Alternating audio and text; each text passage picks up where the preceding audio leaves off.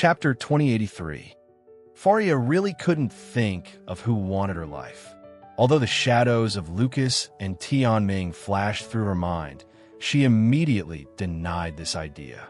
She felt that Lucas had grown up with her since childhood and had treated her like a sister, so he couldn't possibly harbor bad intentions toward her. This was not because Faria was simple or foolish, but because she felt that family affection was priceless, and she shouldn't doubt her cousin and uncle. Alex could see that she hadn't doubted Lucas at all, so he didn't dwell on the topic and merely stopped at a hint. He was only suspicious of Lucas for now, and there was no need to tell Faria too much before he found definite evidence. So he said to Faria, "Faria will live in Mr. Ito's house for the time being these next 2 days. As I said, don't contact anyone, let alone let anyone know that you are still alive or who wants to kill you. I will investigate." Faria nodded lightly and said respectfully, "Master, I will let you arrange everything." Alex smiled slightly. "You didn't sleep all night.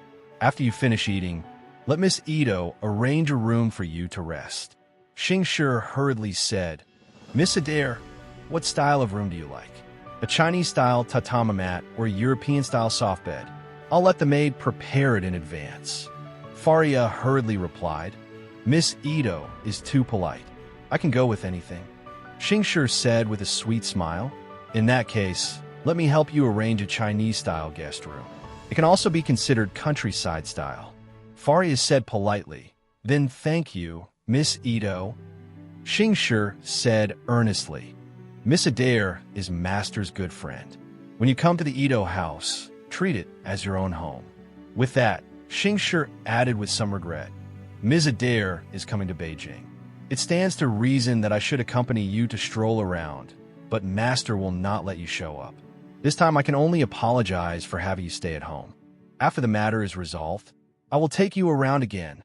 Faria did not expect that Xingshi, as the eldest lady of the Ito family, whose status and background were far stronger than her own, would be so polite to her, and she was flattered for a while. However, she soon realized a very real problem in her heart and thought to herself, "I have never met Miss Ito, yet she is so polite to me. Isn't it all because of Master?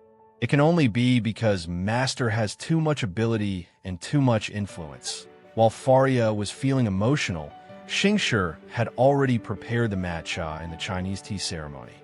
She was the first to bring the teacup in front of Alex, with a little respect and a little shyness, and said, "Master, please enjoy." Alex nodded slightly and smiled. "Thank you, Xingshi." After that, he reached out and took the teacup. Xingshi did the same and took a cup to Faria. Faria noticed that although Xingshi was very polite and humble when serving tea to her and Alex, her eyes were a bit less bright than when she served tea to Alex. As a woman, Faria understood very clearly what the light in Xingshi's eyes meant when she faced Alex. If a woman looks at a man with a different kind of light in her eyes, then that man must be the love in her heart, because that light is the look of love. A sudden sadness arose in her heart. The sadness was because Alex always seemed to have no shortage of women who liked him.